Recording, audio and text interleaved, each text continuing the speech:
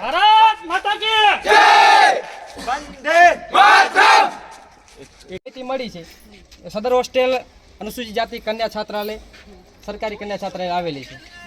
તો મારે એક તો એ જાણકારી આપની પાસેથી લેવી છે કે જે છાત્રાલય જે આવેલી છે એ છાત્રાલય અનુસૂચિત જાતિ કન્યા છાત્રાલય આવેલી છે, તો એના સિવાય અન્ય જો વિદ્યાર્થીને એડમિશન આપવું તો એ બાબતનો કોઈ પરિપત્ર ખરો કે ઠરાવ કરો? જે પણ પ્રવેશ આપ્યા છે એ નિયમ મુજબ આપ્યા છે, પ્રવેશ કમિટીમાં લઈને આપ્યા છે, એમને આપ્યા નથી બેન એનું કોઈ રજિસ્ટરમાં નામ નંબર બીજો પ્રશ્ન, બીજી રજૂઆત મારી એ છે કે આપે બોર્ડ મારી કોઈ સામાજિક ન્યાય અધિકારીતા વિભાગ દ્વારા જે સંચાલિત હોસ્ટેલ છે અનુસૂચિત જાતિ કન્યાલય, તો એની અંદર અનુસૂચિત જાતિ કન્યાની જે વિદ્યાર્થીઓ આવે છે એમને એડમિશન આપવું, એ સિવાય પરિપત્ર 17નો જે ઠરાવ છે એ આપ વાંચશો તો ખ્યાલ આવશે કે જે તે જિલ્લાની અંદર કે જે તે તાલુકાની અંદર આજે જાતિની કન્યા છાત્રાલય ન આવેલી હોય એ છાત્રાલયની અંદર તમે અન્ય કોઈ જાતિની વિદ્યાર્થીઓને જ્યારે એડમિશન આપો છો તો એ છાત્રાલયની સંખ્યા ફૂલ થઈ હોય ન થઈ હોય એવા સમય દરમિયાન યા તો જે તે જિલ્લાની અંદર ઓબીસી કે બીસીની જો છાત્રાલય ન આવેલી હોય તો એવા સંજોગોની અંદર આપ એડમિશન આપી શકો, એ વાત આપ સ્વીકારો છો? હું તમને આપનો ઠરાવ છે સામાજિક ન્યાય અધિકારીતા વિભાગનો ઠરાવ છે 17 નંબરનો આજે પરિપત્રમાં નિયમ છે, તમે વાંચી લો અને પછી મને કહો હા કે ના સાચી વાત છે મારી? તમને ખબર હતી છતાં તમે એવી રીતે બીજી વાત આણંદ જિલ્લાની અંદર કન્યા છાત્રાલય ઓબીસીની પણ આવેલી છે, આપણે પણ ખ્યાલ છે, મને પણ ખ્યાલ છે। તો આવી છાત્રાલય જ્યારે જિલ્લાની અંદર કે તાલુકાની અંદર આવેલી હોય તો સૌપ્રથમ તો ઓબીસીની જો છાત્રાલય આવેલી હોય તો ઓબીસી કન્યા છાત્રાલયની અંદર પ્રથમ પ્રવેશ આપવો એ આપની પ્રાથમિકતા છે।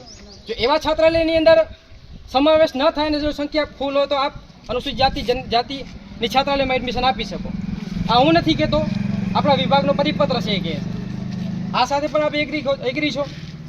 એ તમારો જે બી પ્રશ્ન છે મેં તમને કીધું એવી રીતે મેડમ રજૂઆત ના આ વાત ના પકડી નાખશો બેન।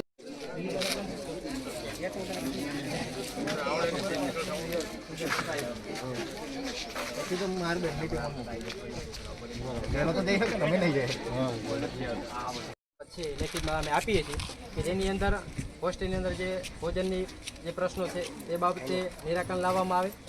સદર છાત્રાલયની અંદર જે પ્રકારે એસીબીસી અને ઓબીસીની છાત્રાને જે એડમિશન આપેલ છે એ કોના આધારે આપવામાં આવેલ છે, કયા નિયમનો આધાર આપેલ છે અને કયા અધિકારીના કહેવામાં આપેલ છે એની સત્વરે માહિતી અમને આપશો જ।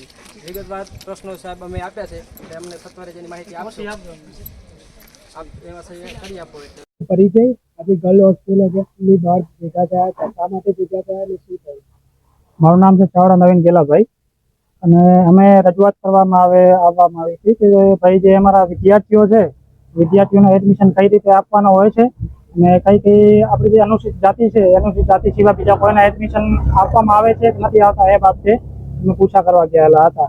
એનું કારણ એ હતું મને માહિતી મળી હતી કે ભાઈ અંદર એક લઘુમતી સમાજની છોકરી હોય છે જે અંદર એડમિશન આપેલું છે, જેના ઠરાવ મુજબ આપણે જે અનુસૂચિત જાતિનો જે ઠરાવ છે ઠરાવમાં એવું લખવામાં આવેલ છે કે ભાઈ અનુસૂચિત જાતિ સિવાય બીજી છોકરીઓ અથવા તો કોઈ પણ છોકરાઓ છે એમને એડમિશન ત્યારે જ આપવામાં આવે કે ભાઈ જ્યારે જે તે સમાજ છે એમની હોસ્ટેલ ના હોય, પણ આપણે તો લઘુમતી સમાજ અથવા તો ઓબીસી હોસ્ટેલ છે છતાં પણ ત્યાં એડમિશન આપવામાં આવેલ છે અને એના માટે અમે પૂછવા પણ ગયેલા હતા, કોઈ સાહેબે ફોન નથી ઉપાડેલ અને 2 કલાક સુધી વાત પણ જોયેલી હતી તો આવેલ પણ અધિકારી નથી।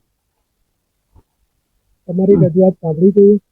હા, પછી પાછળથી કેટલા કોલ કરવામાં આવેલ અને પછી મેડમ આવ્યા અને અમારી રજૂઆત સાંભળી।